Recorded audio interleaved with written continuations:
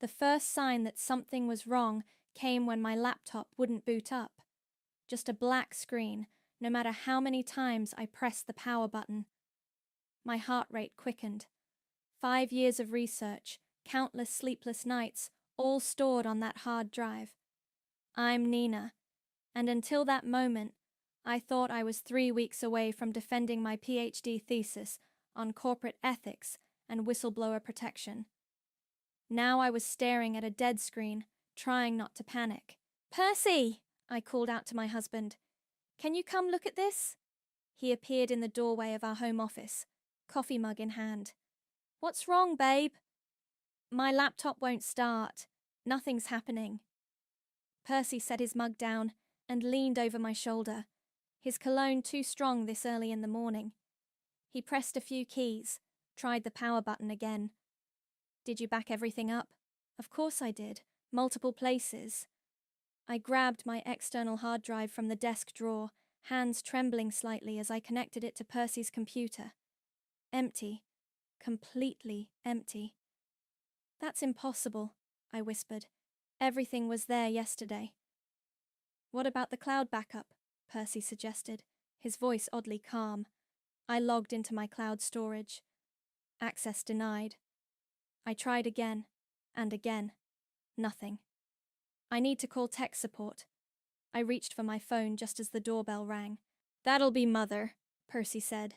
"She's joining us for breakfast, remember?" Regina swept into the house like a cold front, her designer handbag swinging from her arm. "Nina, darling, you look dreadful. Trouble sleeping?" "My thesis—" I started to explain, but she cut me off. "Oh, all that corporate whistleblower nonsense? Perhaps it's a sign you should focus on more traditional pursuits." She smiled, her lipstick perfect as always. "Percy tells me you've been talking about starting a family." I ignored her, dialing tech support with shaking fingers. 1 hour turned into 3. No explanation, no recovery possible. 5 years of work, gone without a trace. "These things happen, sweetheart," Percy said, rubbing my shoulders. "Maybe Mother's right. Maybe it's time to consider other options." I barely heard him. My mind was racing through every backup, every safety measure I'd put in place. None of this made sense. That evening, I sat in the dark office, staring at my useless laptop. Percy and Regina's voices drifted up from the kitchen below, where they thought I couldn't hear them. "She'll get over it," Regina was saying. "It's better this way. That research could have caused problems for the foundation. We've nipped her ambition in the bud, just like we discussed." Percy's response was softer, but clear enough. "I know, Mother. You were right, as always." The world stopped spinning for a moment. My husband's words echoed in my head, each syllable a betrayal. 5 years of research on corporate whistleblower protection. Research that could have exposed practices at the Harrison Foundation, his family's company. Of course, I sat there, perfectly still, as their voices continued below. Every touch, every comforting word from Percy over the past few hours played back in my mind with new meaning. The too calm reaction, the gentle suggestions to give up. They thought they'd broken me, destroyed my work, my dreams, my future. I stood up slowly, my body moving on autopilot. In the bedroom, I pulled out my overnight bag, the one Percy never noticed I kept packed after watching my mother escape my father years ago. I took only what I could carry quietly: some clothes, my passport, the emergency cash I'd hidden inside an old textbook. In the kitchen, their voices continued, discussing my future as if it belonged to them. Regina's laugh floated up the stairs, the sound of a victory she thought she'd won. I wrote a single line on a post-it note. "I know what you did." Stuck it to Percy's pillow. The night air was cool on my face as I slipped out the back door. My car was parked around the corner, keys in my pocket. They wouldn't hear me leave. Tomorrow, they'd wake up to find me gone. Percy would probably call my friends, my department, maybe even the police. But I'd learned enough about disappearing from my research. I knew how to vanish, how to rebuild, how to wait. They thought they'd destroyed my work on corporate whistleblowers and ethics. Instead, they'd given me the perfect case study. I just needed time to build it. I started the car, my hands steady now. In the rearview mirror, our house, Percy's house, grew smaller and darker. I didn't look back again. They wanted to nip my ambition in the bud.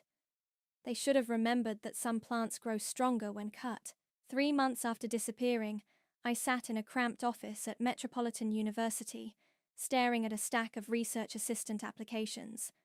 My new boss, Dr. Fatima Rodriguez, tapped her pen against her desk. "Your credentials are almost too good," she said, studying my carefully edited CV. "Why would someone with your publication record want an entry-level position?" I'd practiced this answer. Personal reasons required a fresh start. I'm rebuilding from scratch. Fatima leaned back, her dark eyes sharp. "And the gap in your employment history?" "Family emergency. Not technically a lie. I had to step away from academia temporarily." She nodded slowly. "Your reference from Dr. Martinez is glowing. But—" She paused, choosing her words carefully. "I notice you've published under different names." My heart skipped. I'd used variations of my name to make it harder for Percy and Regina to track my work. "Professional evolution," I said smoothly, "testing different academic identities." "Fair enough." Fatima stood up, extending her hand. "Welcome aboard, Nina." That handshake marked the beginning of my resurrection. Over the next few months, I threw myself into work, helping Fatima with her research, while secretly rebuilding my own thesis from memory. One evening, as we were reviewing data, Fatima broke our comfortable silence. "Someone's been asking about you." My fingers froze over the keyboard. "Who?" "A man named Percy. Says he's your husband." "Ex-husband," I corrected, my voice steady. "We're not in contact." Fatima watched me carefully. "He seemed worried. He's an excellent actor." I met her gaze.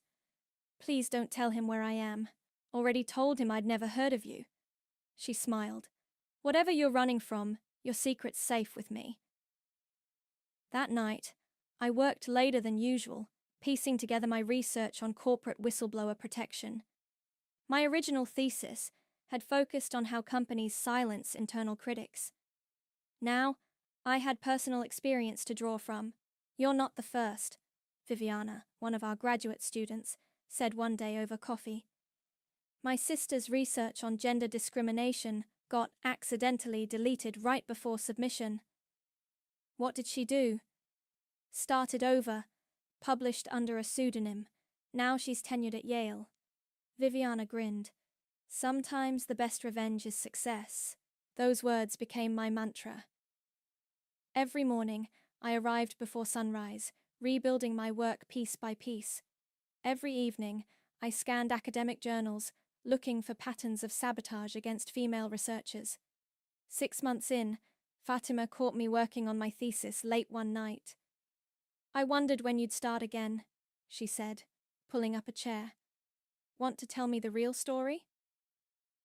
I hesitated, then told her everything. The sabotage, Percy's betrayal, Regina's orchestration. "Those bastards," Fatima muttered when I finished. "You know what this means? Your new thesis needs to be twice as powerful." She helped me restructure my research, expanding its scope beyond individual whistleblowers to systematic suppression of academic work. We worked weekends, holidays, early mornings. "Your ex-husband's family foundation keeps coming up in my research," Fatima said one day, showing me a series of news articles. Multiple cases of suspicious project cancellations, all targeting women researchers. "Add it to the case studies," I said, my voice cold. "But don't use my name." A year after starting over, I submitted my new thesis under the name N.R. Richardson. 2 months later, it passed peer review with distinction, Congratulations, Dr. Richardson, Fatima said, handing me the acceptance letter. Ready to shake up the academic world? I smiled, thinking of Regina's face when she dismissed my corporate whistleblower nonsense. The funny thing is, I told Fatima, they thought they were protecting their family's reputation. Instead, they gave me the perfect case study in corporate corruption. What now? Now? I looked at the growing pile of interview requests from ethics journals. Now we build something they can't delete. That evening, I received an email from an anonymous employee at the Harrison Foundation seeking consultation on internal ethical concerns. They had no idea who I was. They'd found my work through academic channels. I stared at the email for a long time, thinking about karma and timing. Then I typed a simple response. I'd be happy to help. Let's schedule a meeting. Fatima found me still at my desk, smiling at the screen. Good news? She asked. The best kind, I replied. The kind that takes patience. She squeezed my shoulder. Whatever you're planning, I want front row seats. I closed my laptop, thinking of Regina's smug smile, Percy's weak excuses. They thought they'd silenced me. Instead, they'd given me a voice that would echo through every corporate boardroom in the country. Trust me, I said. The show's just beginning. Dr. Richardson, your next interview is here. My assistant's voice crackled through the intercom. 2 years had transformed me from a research assistant to a sought-after expert with my own consulting firm. Send them in, I replied, adjusting my blazer. The door opened, and a young woman entered, clutching a laptop to her chest. I'm Viviana, she said, glancing nervously over her shoulder. From the Harrison Foundation. My pulse quickened, but my face remained neutral. Please sit. Tell me what brings you here. She opened her laptop, hands shaking slightly. I've been documenting irregularities, financial decisions that don't add up, projects suddenly cancelled without explanation. And all led by women? I asked quietly. Viviana's eyes widened. How did you know? Pattern recognition. It's what I do. I leaned forward. Show me. For the next hour, she walked me through spreadsheets, emails, and meeting minutes. Regina's fingerprints were all over them, the same tactical destruction she'd used on me, repeated dozens of times. The board's calling an emergency meeting next week, Viviana said.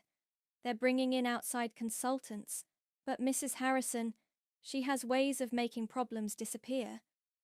I smiled. Not this time. Later that day, Fatima burst into my office waving a financial magazine. Have you seen this? Harrison Foundation under investigation. Ethics expert N.R. Richardson to lead internal audit. The press works fast, I said, taking the magazine. Are you ready for this? To face them? I traced my finger over the headline. I've been ready for 2 years. The next week, I stood in the Harrison Foundation's lobby, surrounded by marble and old money. My heels clicked against the floor as I approached the reception desk. Dr. Richardson for the board meeting. The boardroom was all dark wood and leather chairs. Board members filed in, followed by their legal team. I arranged my papers, waiting. At exactly 9 Saug, the door opened again. Percy entered first, his face lined with worry. Then Regina, her silver hair perfectly coiffed, radiating authority. They took their seats without looking at me. Let's begin, the board chairman Eric announced. Dr. Richardson, please share your preliminary findings. I stood, clicking to my first slide. The Harrison Foundation shows a systematic pattern of project termination and fund reallocation, specifically targeting female-led initiatives. Regina's head snapped up. I continued, my voice steady. Over the past 5 years, 23 projects were cancelled without cause, all led by women, all showing promising results before sudden technical failures or data loss. Percy shifted uncomfortably. I advanced to the next slide. Most recently, the Foundation cancelled Dr. Sarah Palmer's medical research, citing server crashes. Dr. Emma Wright's environmental study, all backups mysteriously corrupted. Professor Helen Torres's economic analysis, data irretrievably lost. This is circumstantial, Regina interrupted, her voice sharp. You can't prove. Actually, I said, meeting her eyes for the first time, I can. Because you used the same method to destroy my PhD thesis 2 years ago. The room went silent. Percy's face drained of colour. Regina's perfectly manicured hands gripped the table. I don't know what you're talking about, she said coldly. Nina? Percy whispered. I ignored him, addressing the board.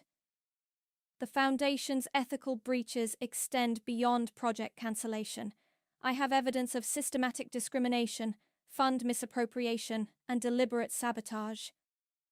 This is absurd, Regina snapped. Who are you really? I smiled, the same smile she'd given me the morning my laptop died.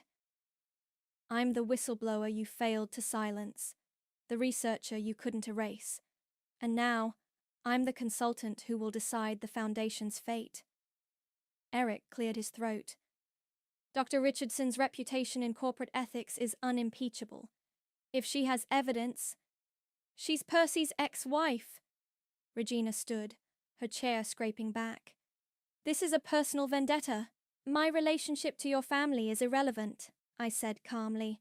The evidence speaks for itself. Shall we continue with the presentation? Percy started to speak, but I cut him off. Save it for the deposition. The board meeting lasted 3 more hours. I presented document after document, each one a nail in Regina's coffin. When I finished, Eric called for an immediate executive session. As security escorted Regina and Percy out, she turned to me. You'll regret this. No, I said softly. I won't. Later that night, Fatima called. I just saw the news. Harrison Foundation faces ethics investigation. How did it feel? I looked out my office window at the city lights. Like watching a house of cards start to fall. And Percy. Looked exactly like someone watching his world crumble. I paused, just like I did 2 years ago. Karma's a beautiful thing, Fatima said. I thought of the documents still in my briefcase, the ones I hadn't shown yet. Oh, this isn't karma, I replied. This is just the beginning. The emergency board meeting was scheduled for 8 a.m. sharp. I arrived early, settling into my seat as dawn broke over the city skyline. One by one, board members filed in, their faces grim. Eric, the chairman, cleared his throat. Before we begin, Mrs. Harrison has requested to address the board. Objection noted, I said coolly, arranging my papers. But as lead investigator, I need to present my findings first. The door burst open. Regina swept in, Percy and his brother Trent trailing behind her like ducklings. She stopped dead when she saw me, her perfectly composed facade cracking for just a moment. Have we met before? She asked, her voice sharp with suspicion. I smiled, the same practiced smile she'd given me countless times at family dinners. No, but you will remember me soon. Percy grabbed the back of a chair, his knuckles white.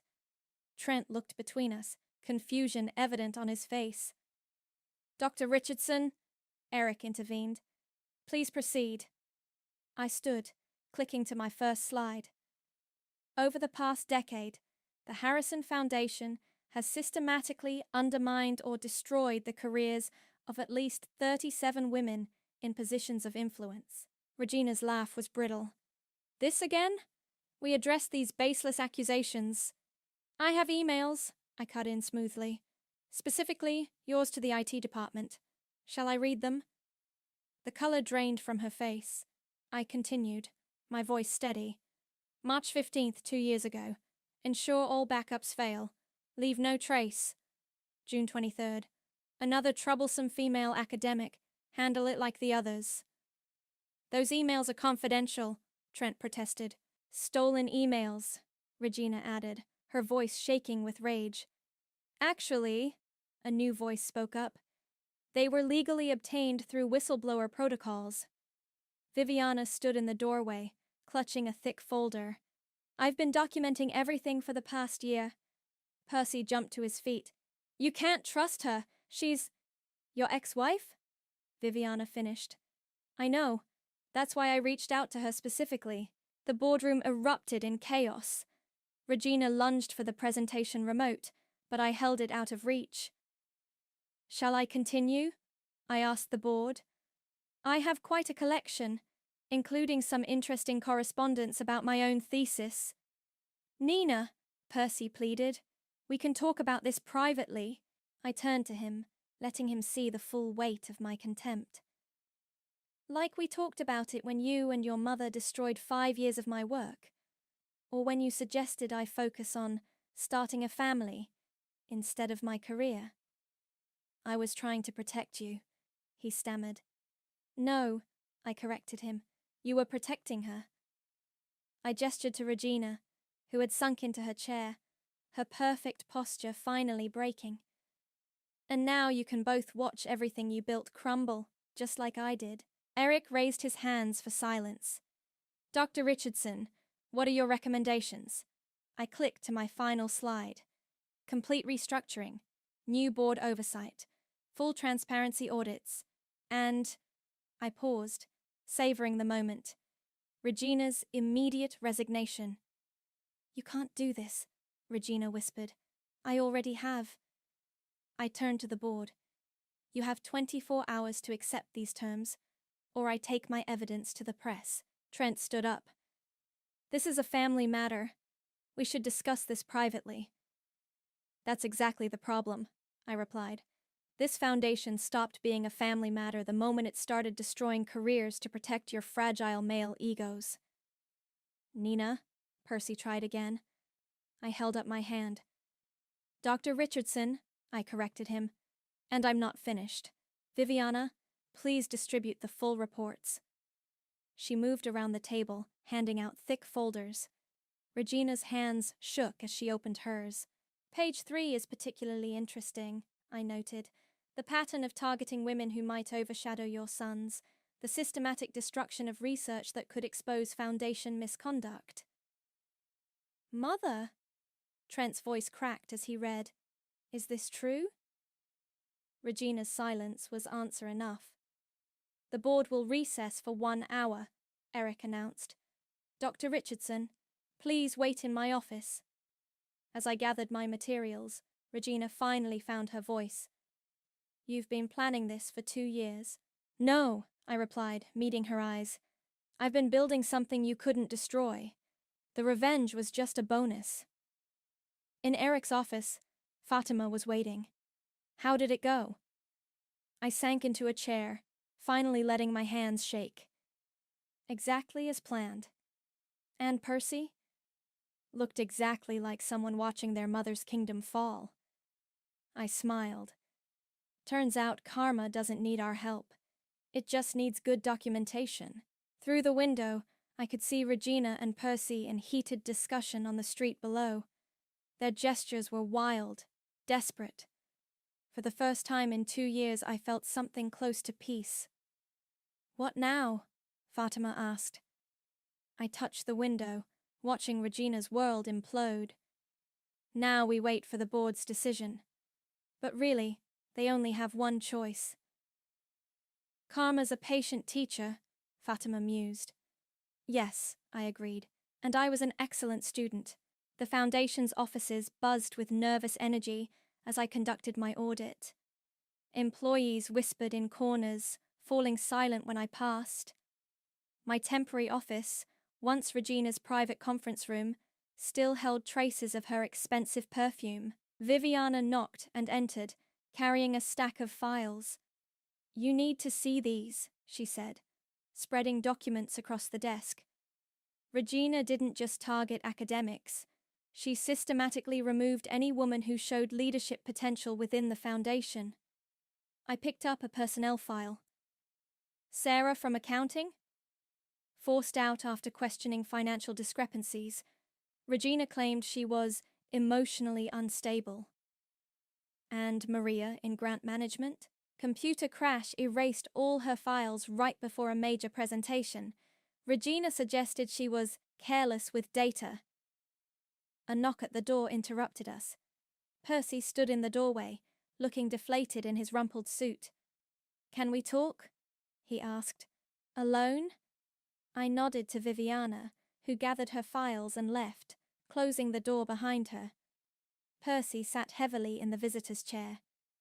"You've really thought of everything, haven't you?" "I learned from the best," I replied. "Your mother taught me the importance of thorough documentation." "Nina, I know I hurt you."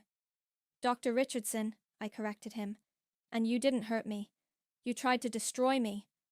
He ran his hands through his hair, a gesture so familiar it made my chest ache. "I was weak. Mother said your research would damage the Foundation's reputation. She convinced me it was for your own good. And now?" I gestured to the files spread across the desk. "Was it for their own good too?" "I didn't know about the others," he protested. "You didn't want to know." I leaned forward. "Tell me, Percy, did you ever actually read my thesis? The one you helped destroy?" He looked away. "Parts of it." "Then you missed the central argument.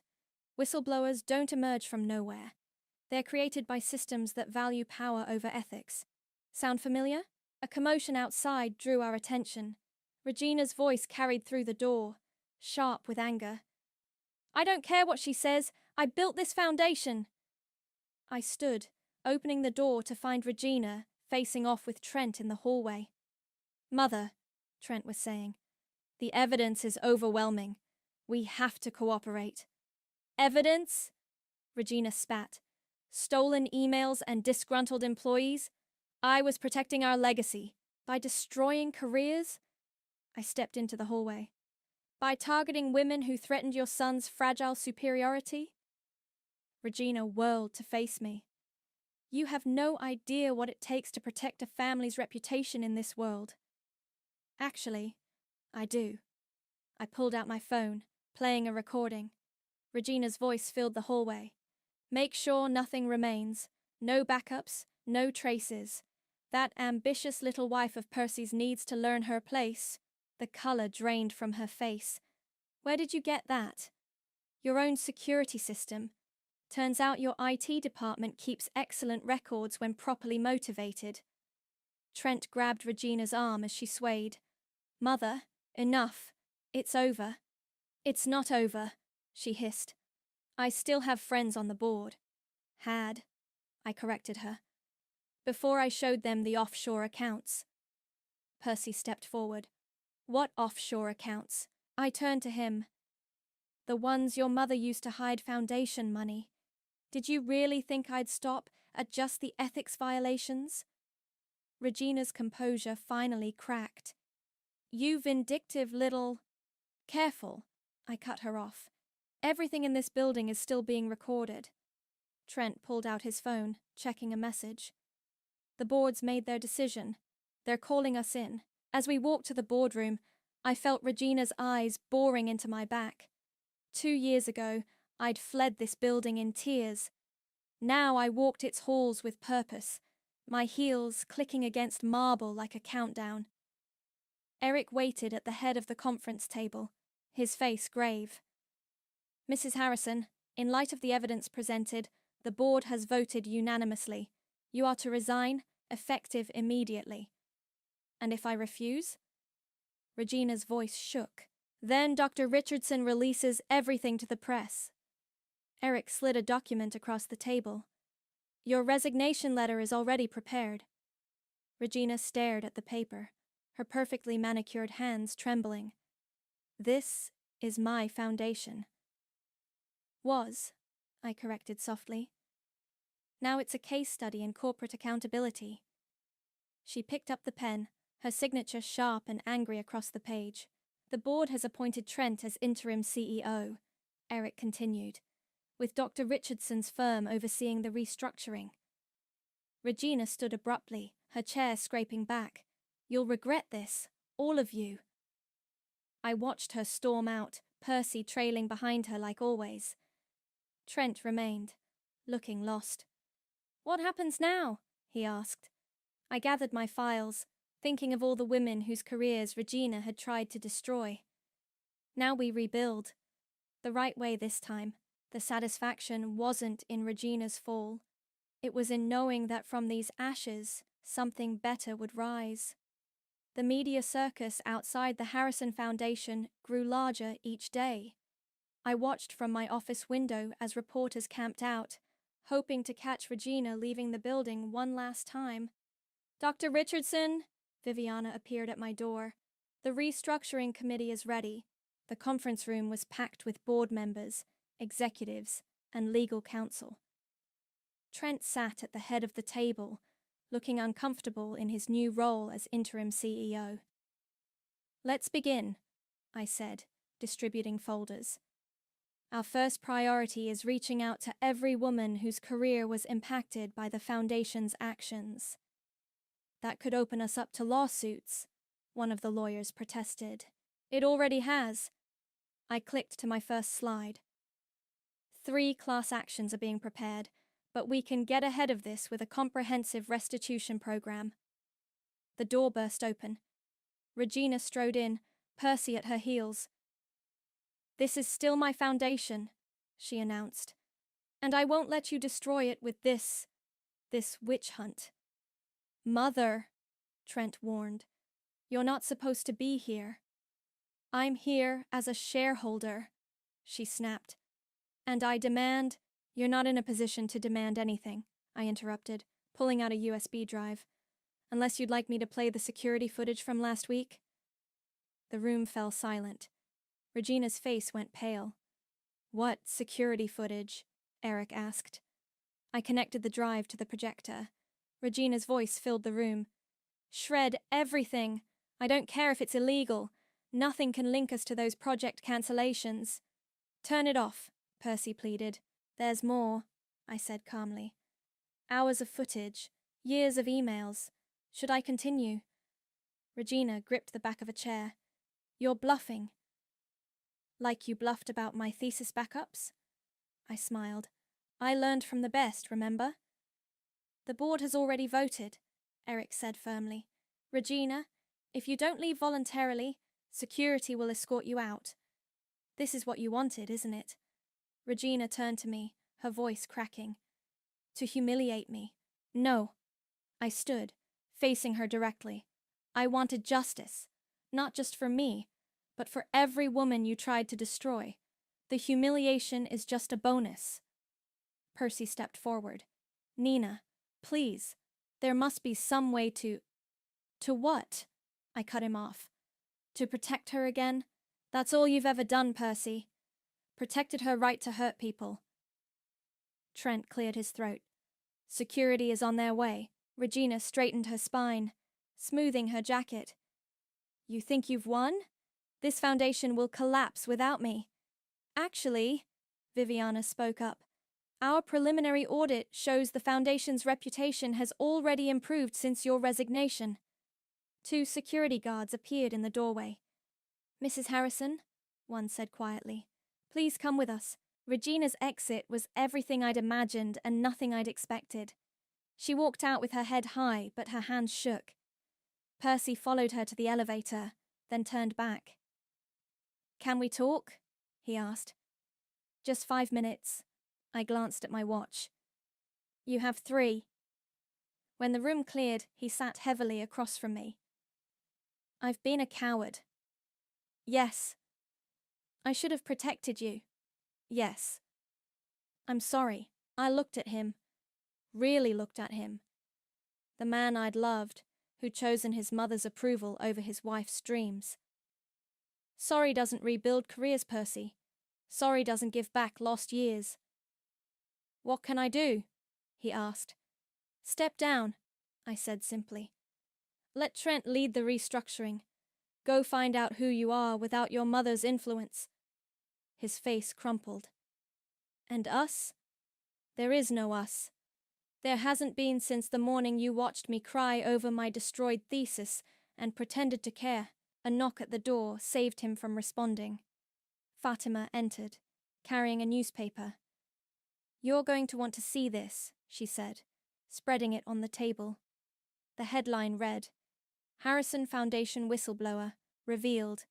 Former family member exposes years of corruption."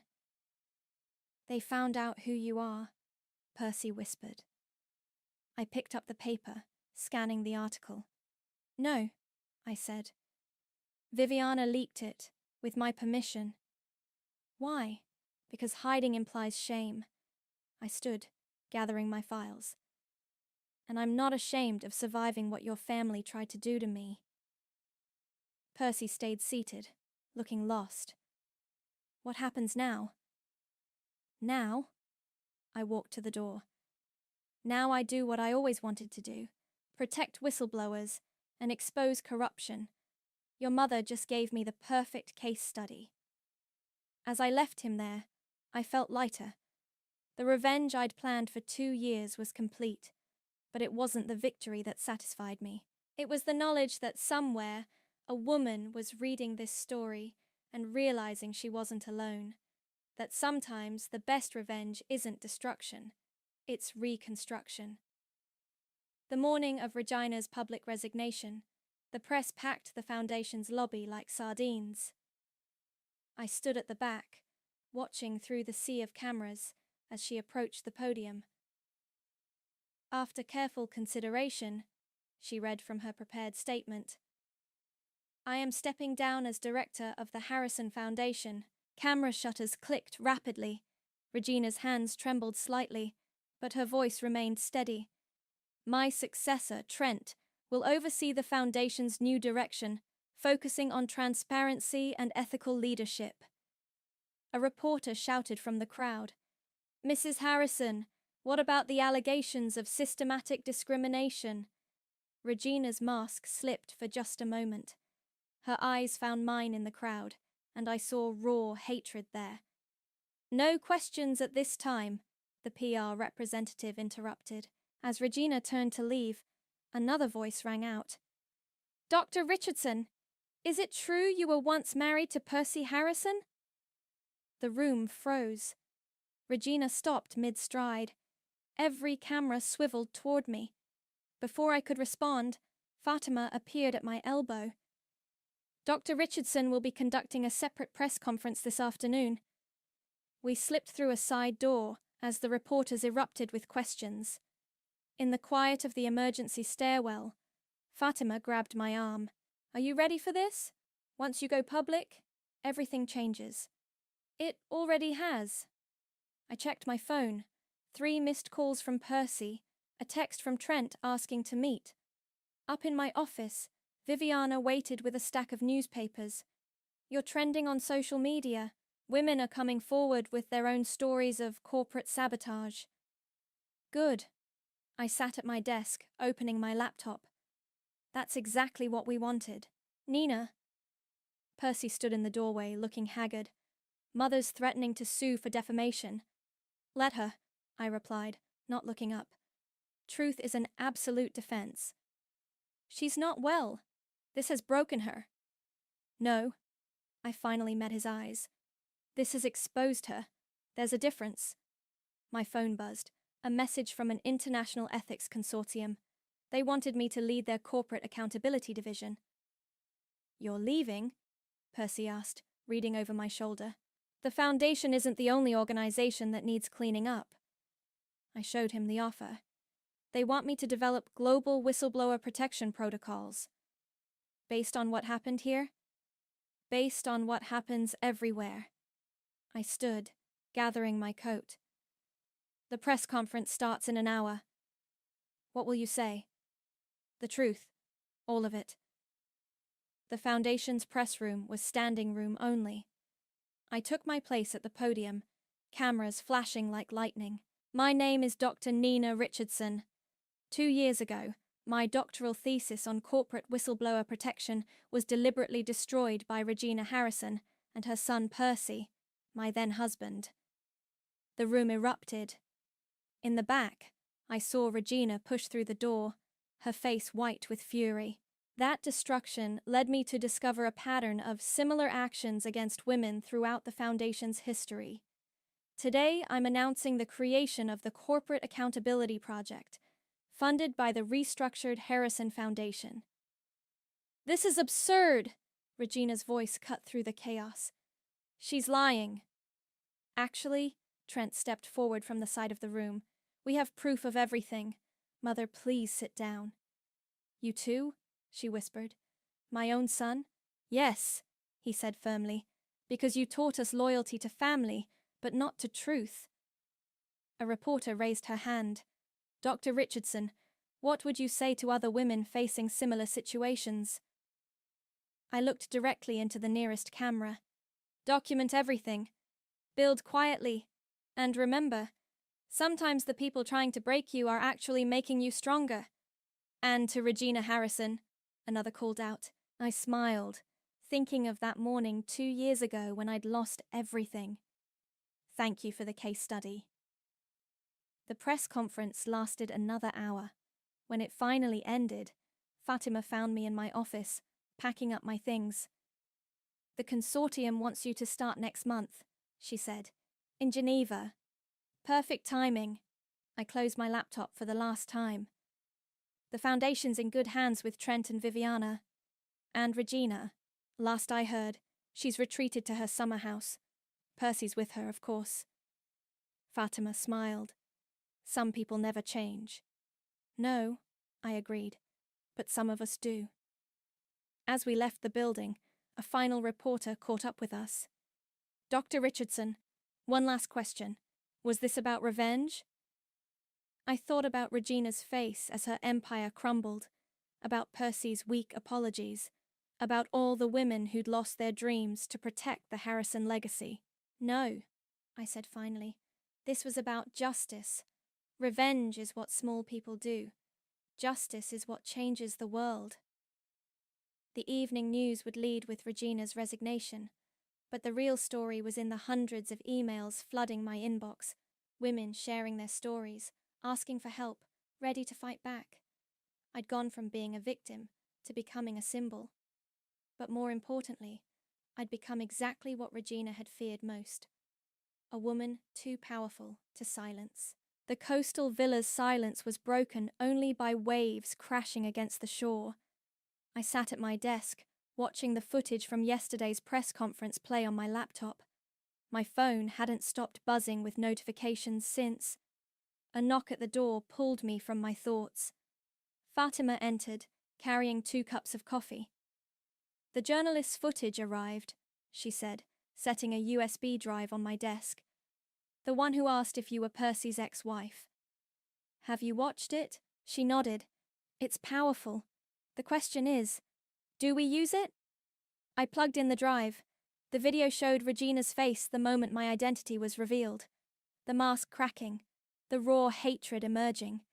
Then Percy, looking lost and small. Finally me, standing calm in the chaos. "The consortium called again," Fatima continued. "They want to know if you'll make a statement about your personal connection to the case. Send them this." I pulled out an envelope, sealed with the university's logo. Inside was my reinstated dissertation, the one Regina had tried to destroy, now published and acclaimed. My phone buzzed. A text from Viviana. "Regina's trying to call an emergency shareholder meeting. Trent shut it down." "She never learns," Fatima mused, reading over my shoulder. "No," I agreed. "But others will." Another buzz. This time from Percy. "Can we talk? One last time?" I stepped onto the villa's balcony, the sea breeze carrying away the lingering weight of the past 2 years. Dialed his number. "Nina?" His voice was rough, tired. "What do you want, Percy?" "Mother's not well. The doctors say it's the stress." "Stop." I cut him off. "You're still trying to make me responsible for her choices." Silence stretched between us. "You're right," he finally said. I keep thinking about that morning, when your laptop wouldn't start. I could have stopped her. Yes, I agreed. You could have. The foundation board wants me to resign too. Good. Is that what you wanted? To destroy us completely? I watched a seabird dive into the waves, emerge triumphant with its prey. No, Percy. I wanted to build something stronger than your mother's fear. Something that would help others survive what we did to them. We? Yes, we. You weren't just a bystander. You chose your side. More silence. The funny thing about revenge, I continued, is that it doesn't feel like I thought it would. I'm not celebrating Regina's fall or your resignation. I'm celebrating every woman who's contacted me saying she finally feels brave enough to speak up. You've changed, he said softly. No, I've become who I always was. Your mother just helped me realize it. After hanging up, I returned to my desk, opened my laptop to the blank document I'd been avoiding.